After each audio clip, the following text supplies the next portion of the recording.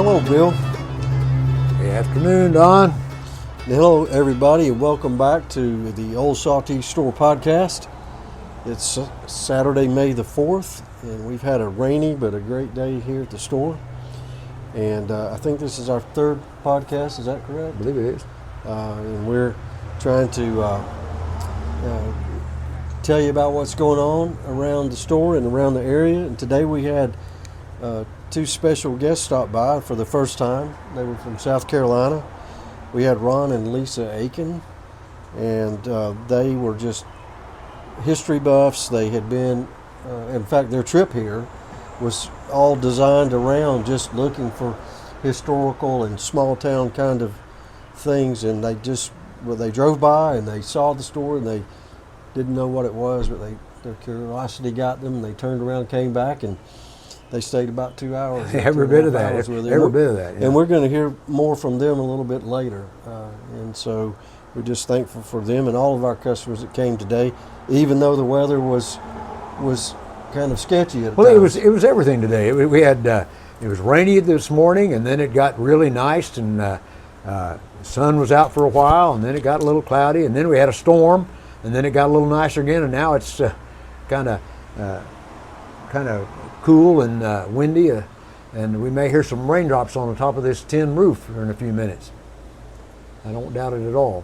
We did have a good group this morning. The music this morning, we had about 6 or 8 right pickers and singers that came by, and today we had a fiddle for the first time, yeah. And we had a couple guitars and dobro, and it was fun. And last week we had a banjo. I'm going nuts on that, which is a banjo that plays like a guitar. Eddie brought that, and I've never seen one like that before. I'm in the market. I'm going to see if I can find me a banjo. We had to make it. I don't play with a flip anyway, but at least to make me sound like I do. Like I know something. You already know how to play it though. Have you played one before?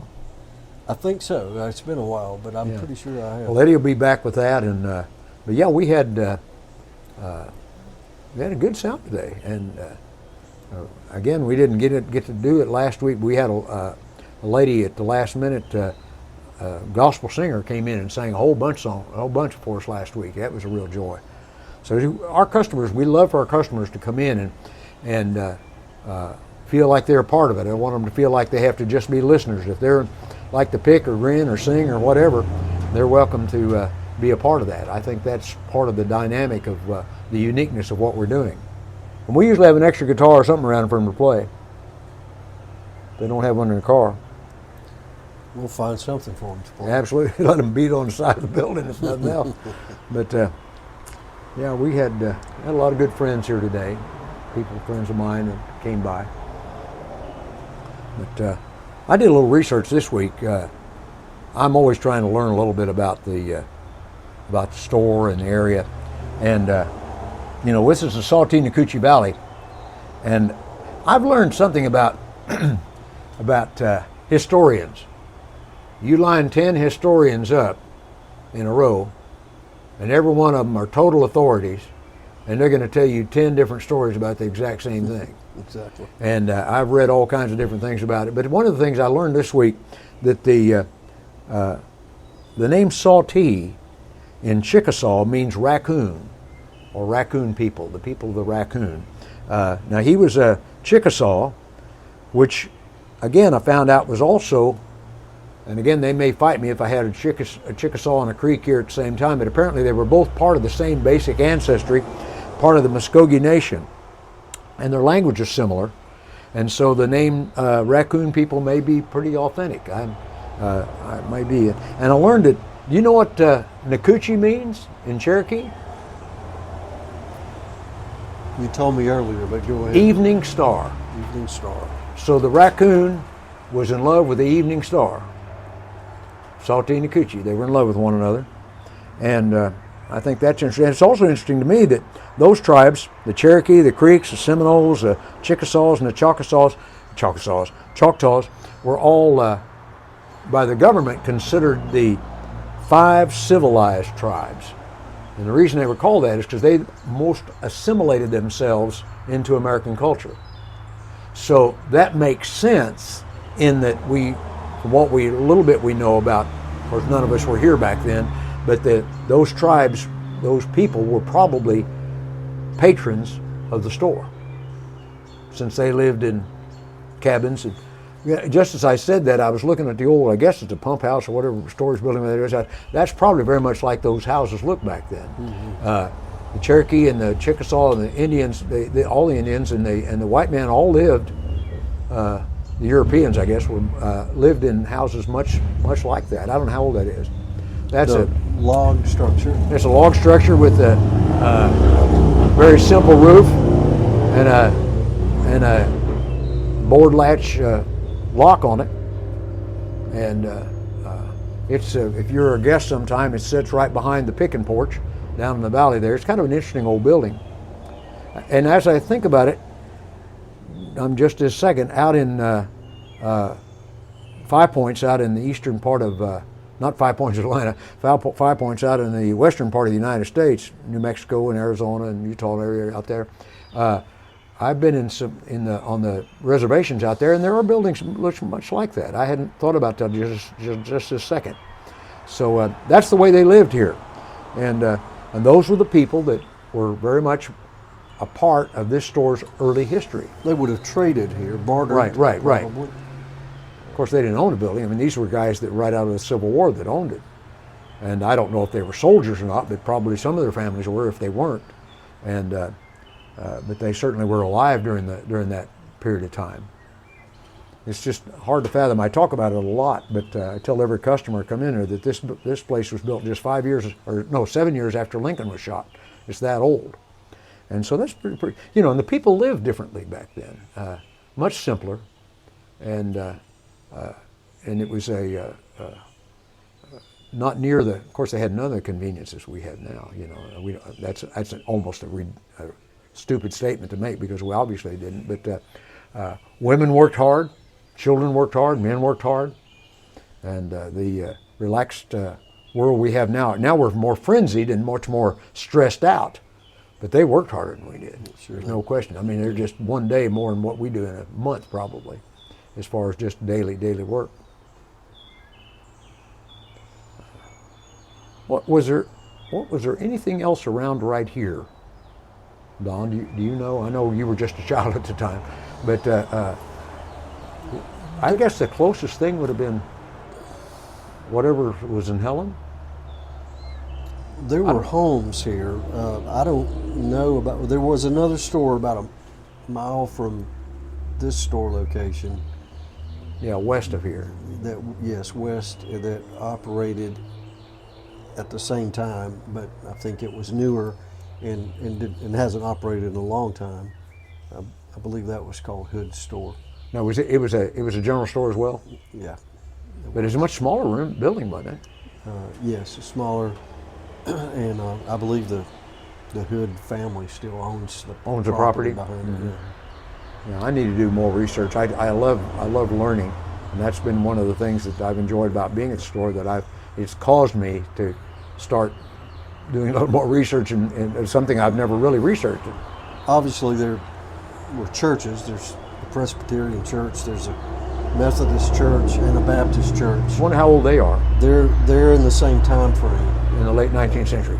Yes, and they all still stand today. The Methodist church burned. And it's that fiery preaching that probably did that. And was rebuilt many years later. But the other two are old as they're still the original buildings, and both are very beautiful. Oh yeah. They took pride in their churches. Mm-hmm. And, but as far as other businesses, I'm sure there were some, but I can't. Yeah. Well, they weren't next door. No. They were a good distance away, and so that's why this store was so pivotal to the community here. And as we'll hear, maybe I hope we hear our guest a few minutes ago talking about that this was they really made it connected with them that this was a social connection people. People came here because the post office was here. They were able to get the latest news, if there was latest news. It may be a month old, but they got it as soon as they possibly could. Of course, communication like we think of now wasn't even dreamed of at that point. Well, there was a school here, a boarding school. Was the school a boarding school? There were dormitories on the hill that you can see just behind the store. Well, Now, they is it came as right old down as this for the- facility? because of the- It was probably not this old, but it would have supported the store, and the store would have. Of course, when we think about the store, not everything was happening in 1872. It was a period of the next 90 or so, 100 years that that the store was active. Certainly all those activities influenced what went on here. So, and it it enhanced what products they sold. As newcomers came in, as people they wanted this particular product and they had to order this and order that. So obviously their inventory was much different even just a few years after they started. I wonder what they started with, what their first inventory was. That'd be interesting to learn. Yeah, it would be.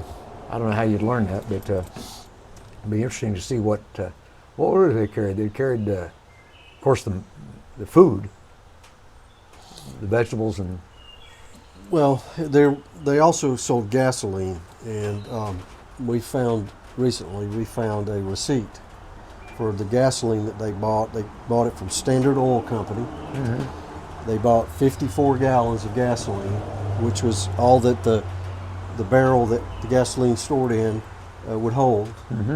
And the pump and the barrel is still out in front of the store. right. But at that time, it was actually a functioning gas pump. And the price was 11 cents per gallon. And so the total invoice was for $5.94. And it was in 1915. 1915. So, a few years after the store opened, but early in its lifetime. And I thought about that and said, well, in 1915 in White County, Georgia, there was not a lot of gasoline engines. I was going to say, they didn't go through that 54 gallon very fast. I mean, the Model T was just coming to be about, which was the first affordable automobile for the common man. And there were cars certainly before that, but they were expensive, and only the richest people could afford them. But I guess maybe there were some engines, some tractors maybe that they did use, but that 55 gallons probably lasted for a year. A long time. But I burned that in a week. Yeah, I guarantee you. So I do too. anyway, that was interesting, and putting all of the history in perspective to today. Last gas I bought was $3.68. Yeah, something like that. Yeah, it's now I didn't know that. So that pump out there has been there since 1915. I didn't know. At least that long. Well, They bought gas. I wouldn't have thought about it being that early, but I understand it would be. I mean, if you'd asked me, I'd have thought maybe in the 20s, but I wouldn't have thought about it being that old. But well, that'd have been a big deal because nobody would have had gas around here.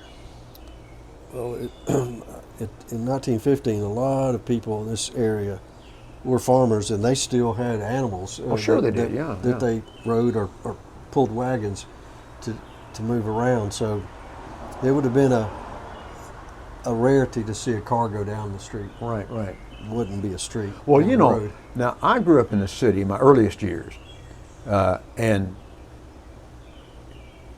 I was born in the 40s, but I don't really remember much about those years. But right after the war, but in the early 50s, it was still not uncommon for people even in the city to have animals in their backyard. I mean, animals, not just a few chickens, but I mean, they might have a cow back there and maybe a donkey or whatever. And on occasion, it wasn't not just for novelty. People would have horses on their wagons, and that's in the early 50s. And so that part of the rural society was very much alive in my earliest lifetime. But this was such a. When we talk about these things, the word pictures in my mind just go crazy, because you can see them. You can see the guys pulling out in the wagons, and you can see that first car trying to pull up there to the service station in your mind, you know. Figuring out where to put the gas. Yeah, that's right. It wasn't behind the tag or in the taillight. Probably under the seat, wasn't it? Or I guess behind the seat. I don't know where it was. Well, no, it'd been probably in the cowl right in front, yeah, wouldn't it? But anyway, that's I can just imagine what it'd be like. And anyway, it's been a good day at the Saltese store, no question. It's had a lot of fun, a lot of sweet people that have come to visit us. Several girl groups. We always have women groups coming in. Just having their girl weekend. They come up to shop and come up and look around, and they love the Nickelodeon. They love to dance around the Nickelodeon, and quite a few older people today. We always have older folks, but we had a lot of just older folks just enjoying, and that thrills me when I see them. So, well, it's been good, man. It's been great, Bill, and it looks like that storm is coming back around and headed our way. So, we better batten down the hatches and absolutely get ready for the storm. And we hope to see you all again soon. All right, come take join care. us and the Old Saltese Store and Old Saltese Store podcast. We look also forward to seeing you here in person.